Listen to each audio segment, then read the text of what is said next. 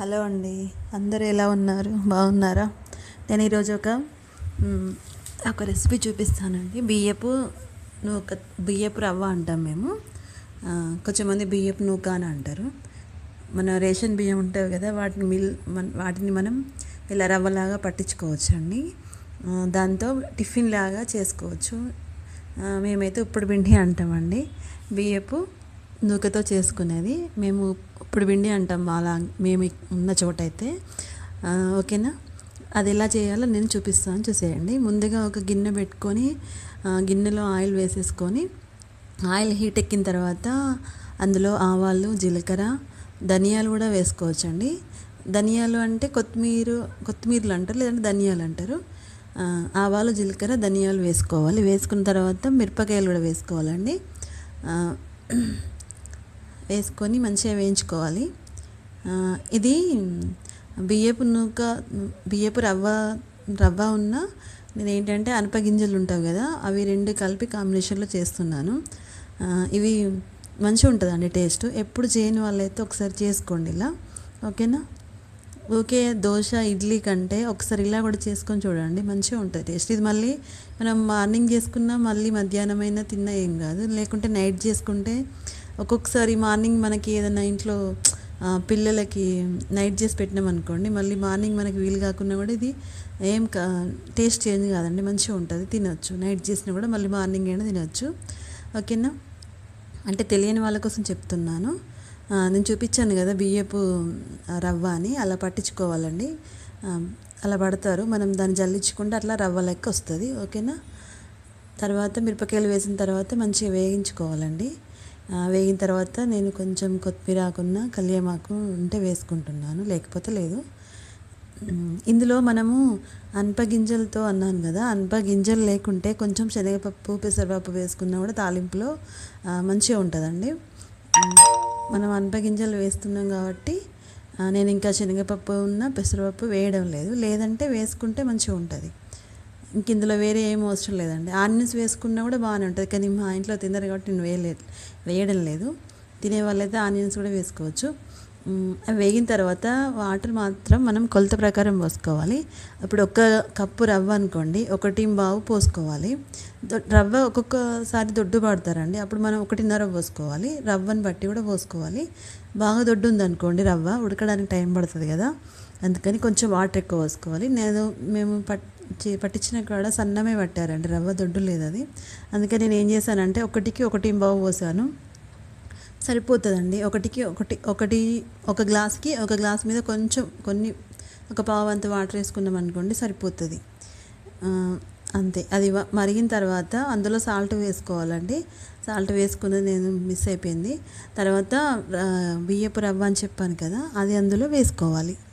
వేసుకొని ఇది సిమ్లో పెట్టుకొని ఫస్ట్ మంచిగా కలిపేసుకోవాలండి. రవ్వ వేసిన తర్వాత నేను చూపిస్తున్నాను చూసారా, అలా కలుపుకోవాలి, లేదంటే ఉండల్లాగా గట్టిపోతుంది. అంటే మరీ గోధుమ రవ్వ అంతా కాదు, కానీ కలుపుకోవాలండి. కలుపుకుంటేనే మంచిగా ఉంటుంది. మొత్తం ఒకసారి అంతా మంచిగా మొత్తం కలిసేటట్టుగా కలిపేసుకోవాలి. తెలియని వాళ్ళ కోసం చెప్తున్నాను, ఓకేనా. కలుపుకొని మనం సిమ్మే పెట్టుకోవాలి. ఇది హై అసలే పెట్టకూడదు.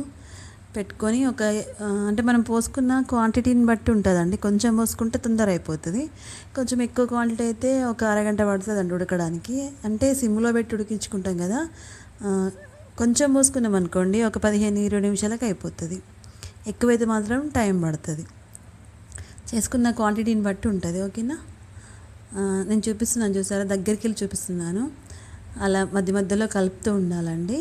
అయినా కొంచెం గిన్నెకి అడగంటుతుంది, ఏం కాదు, కలుపుతూ ఉండాలి. మధ్య మధ్యలో సిమ్ము పెట్టుకోవాలి, హై అసలు పెట్టద్దు, ఓకేనా.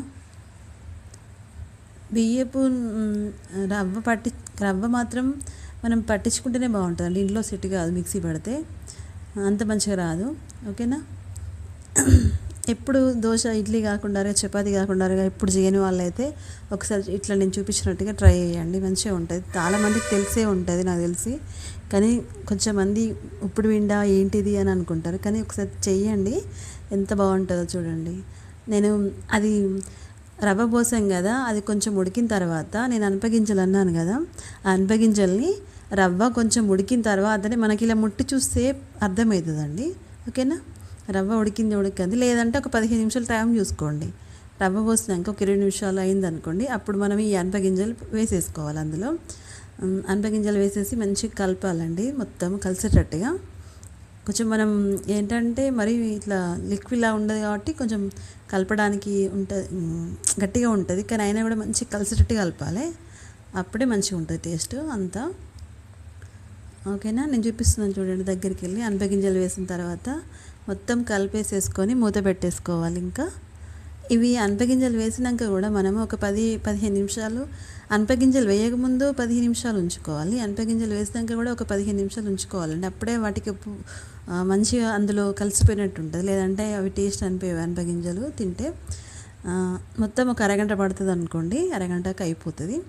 అయిపోయిన తర్వాత నేను ప్లేట్లో పెట్టుకుంటున్నాను చూడండి. మంచిగా ఉంటుందండి టేస్ట్. మళ్ళీ ఇది నైట్ చేసుకున్న మనకి మార్నింగ్ ఏదన్నా ఇంట్లో చేయడానికి ఇబ్బంది ఉంటుంది, మన ప్రొద్దునకి ఏదైనా వర్క్ ఒక్కొక్కసారి ఉంటుంది కదా, అలాంటి టైంలో నైట్ చేసుకున్నాం అనుకోండి, మనం మార్నింగ్ అయినా తినొచ్చు. అలా ఖరాబ్ ఏం కాదండి, మంచిగా ఉంటుంది టేస్ట్. నిన్నటిది కదా తినొచ్చా తినొద్దా అని అట్లా ఏం అవసరం లేదండి, మంచిగా ఉంటుంది టేస్ట్, ఖరాబ్ ఏం కాదు. అంటే బాగా ఎండాకాలం అయితే మనం ఆనియన్స్ బాగా వేసుకుంటే చేంజ్ అవుతుంది, కానీ పట్టప్పుడు ఏం కాదండి. ఆనియన్స్ నేను వెయ్యను కాబట్టి ఇంకా నాకైతే అసలే ఖరాబ్ కాదండి, మంచిగా ఉంటుంది. మా ఇంట్లో అయితే చాలా ఇష్టంగా తింటారు, నేను చాలాసార్లు చేస్తాను. ఇది బియ్యపు నూక రవ్వ అంటాం మేము, కొన్ని చోట్ల నూక అంటారు, బియ్యపు నూక అంటారు, రవ్వ అంటాం మేమైతే. ఓకేనా, చాలా బాగుంటుందండి టేస్ట్. నేను చేశాను కదా, మంచిగా ఉంది. అనపగింజలు ప్లస్ బియ్యపు రవ్వతో చేసిన ఉప్పుడు పిండి అండి, ఉప్మా అనుకోండి, ఉప్పుడు పిండి అంటాం మేము. టేస్ట్ అయితే మంచిగా ఉన్నదండి. ఇంతసేపు నా వీడియోని చూసినందుకు ఇంతసేపు వీడియో చూసిన వాళ్ళందరికీ చాలా కృతజ్ఞతలు అండి, చాలా థ్యాంక్స్. ఓకే మరి బాయ్.